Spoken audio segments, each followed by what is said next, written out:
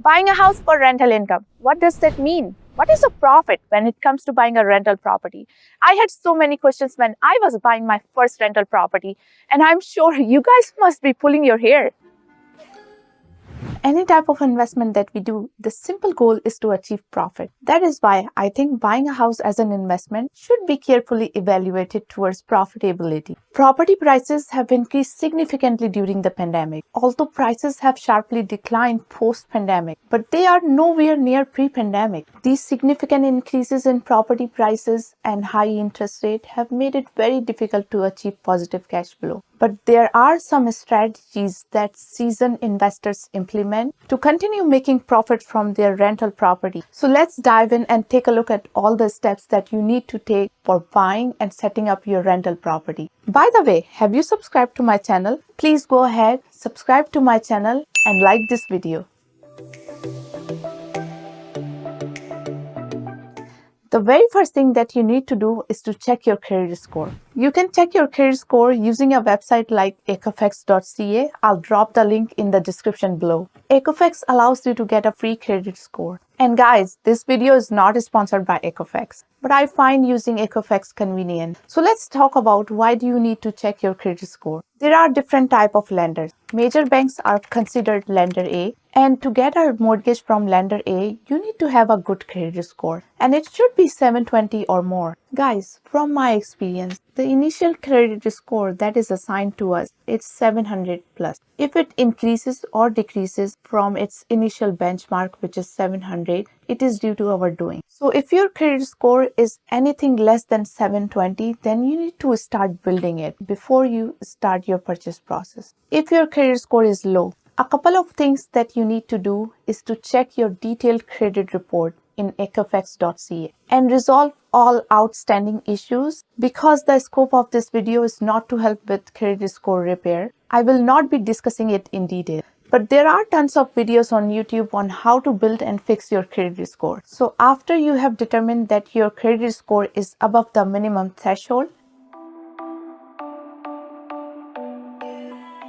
the next step is to determine how much money you can borrow. For any type of investment, you have to have money on hand. And for buying a rental house in Canada, you need to have at least 20% cash on hand as a down payment. Or if you have a primary residence, you may be able to refinance it and use up to 80% of its equity. As an example, let's assume that you have found a rental house which is listed on MLS for $600,000. To purchase this property, you need to have 20% down, which is $120,000. That means you need to have $120,000 as a down payment. Now, this is a large sum of money, and it is very difficult to have such a large amount saved. But there are some alternatives. The very first alternative is if you own a primary residence, then you can use the equity that you have built over the years. The allowable equity that can be used from your primary residence is up to 80% in Canada. And guys, let's say if you do not own a primary residence and also don't have money saved for down payment, then you may want to consider alternative options like buying your rental property as a joint venture with your parents, your siblings, or with a business partner. Now let's say if you are going to be using your primary residence to come up with a down payment, you need to figure out its current market value and how much outstanding mortgage you have on it. First, to get an estimated current market value, you need to use websites that offers MLS listings, websites like realtor.ca or eg.ca. I will drop the link in the description, or you can also connect with a real estate agent of your choice. Let's assume you live in Burlington, a small city located in northwestern end of Lake Ontario, and you own a semi-detached which is around 1700 square feet and was built 10 years ago. In order to get an estimated current market value of your semi-detached, I will get on to realtors.ca. I will search for the city of Burlington. Once I am presented with the map option, I will scroll to the nearest neighborhood that the primary residence is located. For this example, I am going to assume this property is located in Alton Village in Burlington. I will further enhance my search with filter options available, and I will try to find a property that is similar in size and type. That way, I can get an idea of what this primary residence's current market value would be. Guys, remember, this example is merely to help you get an estimate. Once you have the primary residence estimated price from the website, the next step is to figure out what is the outstanding mortgage on the property. For this example, let's assume there is an outstanding mortgage of $150,000. Since this property's current market value is $1.2 million, then I would subtract $150,000 from $1.2 million. We get about $1,050,000. With this information, we can calculate how much we can potentially use from this property towards the rental house. You will simply multiply the estimated equity by 80%, which will give you $840,000. You can potentially use up to $840,000 from your primary residence as a down payment towards the purchase of your rental property. By the way, these are just approximate numbers with estimated value. To get a better idea of how much you can get as a down payment from your primary residence, you will need to engage lenders who will guide you through the process of refinancing, as they will look into your earnings, filed income taxes, and credit score, or if there are any other liabilities such as car loans, to determine your debt ratio to calculate exactly how much you can get out of your primary residence. Well, if you do not own a primary residence and you are buying a property as a first-time homeowner, then check out my video on buying a house as a first-time home buyer, as there are various incentives in Canada for first-time home buyers.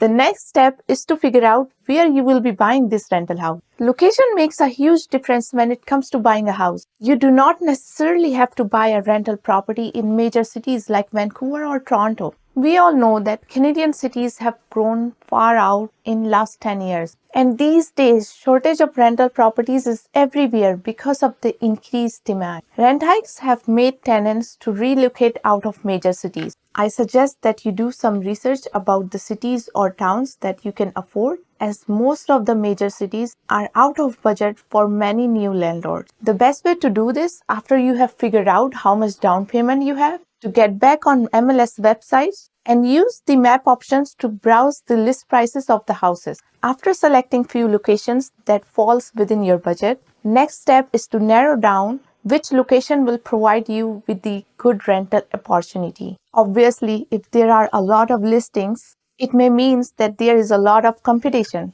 but it may also mean that there is a lot of demand. For me, when I am selecting a location, there are few things that I pay close attention to. How well is the public transportation within the city? And how far is the next bus stop from the property? Next, is there work in the city? For example, do people come to this city to work? Because if that is the case, most probably lots of potential tenants. I also like to check how far are the nearest amenities and grocery stores from the property. And if you want to be savvy investor like me, you can also dig deep and figure out if there are any future development plans for big box stores or plaza or future mall development or new transit system like LRT to be constructed in near future. And these type of future developments usually have positive impact on property value. The best and easy way to do this kind of research is to contact the local municipal development office. Since you stuck around, let me give you a bonus strategy that I always apply to my purchases, but this is not really a requirement. When I am selecting locations for potential rental investment, I like to consider no more than 1 hour drive from my primary residence, because the closer the house from my primary residence, the easier it is for me to manage, which helps me save management fees since I am always managing my own rental investment. It also helps me manage my tenants. For investors who are not real estate agents, it is a good idea to have a realtor on your side, since we have current market knowledge and experience in dealing with good and bad tenants.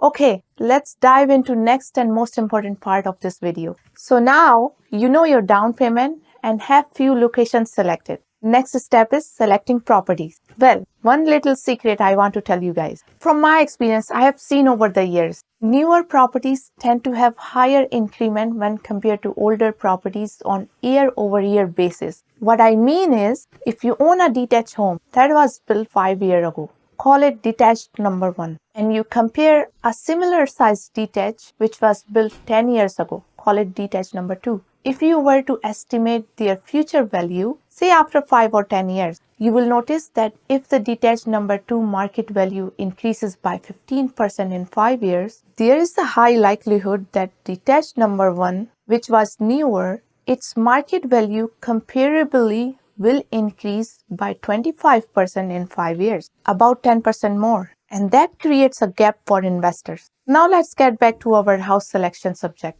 For selecting the type of house that you will buy, there are few options like single dwelling houses, duplex, triplex, multiplex, and there are other type of houses that I avoid buying like condo apartment, condo townhouse, or any other properties that is owned by the corporation or comes with monthly maintenance fee. Not all type of properties will fit in your budget, but make sure not to buy one that is super nice or super bad. Make sure the property is in livable condition. When I am buying rental investment, I never buy a property that needs a lot of work unless I have funds available to do the necessary work to make it rental ready. Keep in mind, the idea is to make a profit out of the property, and not all tenants take good care. For me, the best option is single dwelling house, as sometimes, depending on the layout and local bylaws, you can convert it into duplex, which can increase your cash flow. Also, when you are working with a real estate agent, make sure to clearly explain your requirements, as this will help him or her to narrow down properties for you.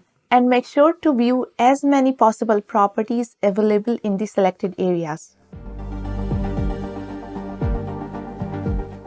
Guys, one of the last steps after you have found the property is to purchase it at a reasonable price. This part depends on the type of market you are in. If you are in buyer market, you will have room to negotiate. But if you are in a seller's market, it will be a very robust and fast market, and possibly no room for negotiation. Ask your real estate agent of what type of market you are in. From my real estate experience, the seller's market is not the best market to buy the rental investment. But there is no one way to predict the future, since there are many elements at play. And sometimes seller's market may remain seller's market if there is a shortage of housing inventory, unless the central bank steps in and increases its key interest rate. And remember, you are not buying a rental investment for short term. It is a long-term investment, and real estate investments have proven to grow over the years. This is a bit out of scope for this video, but since you guys stuck around, I will share some key elements like legal aspects and how you can screen potential tenants by yourself.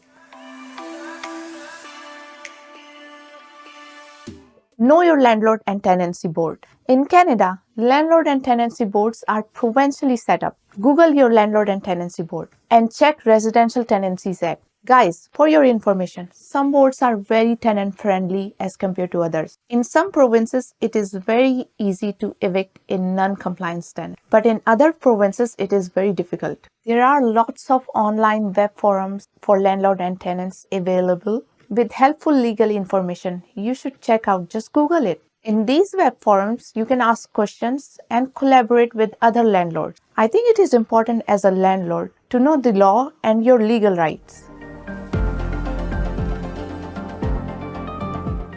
I highly recommend that every landlord perform their due diligence by doing a detailed screening of potential tenants. Couple of things you should check and confirm. Place of work. Ask for an employment letter and call to verify if it is actually a truthful document. Confirm their salary and duration of employment. Also make sure that the potential tenant can afford the rent. Rent should be at least 30% of their net income. Ask them for a full credit report. This will help you verify if they have a good credit score and there are no late payment. And finally, call their references. From my past experience, I have got a potential tenant with low credit score. They had good employment and the rent to income ratio was good. And the only reason why I ended up renting to them was because of a good reference call. So guys, that is all for me. I hope you got all the information that you were looking for. Leave me a comment if you have any specific questions. Take care.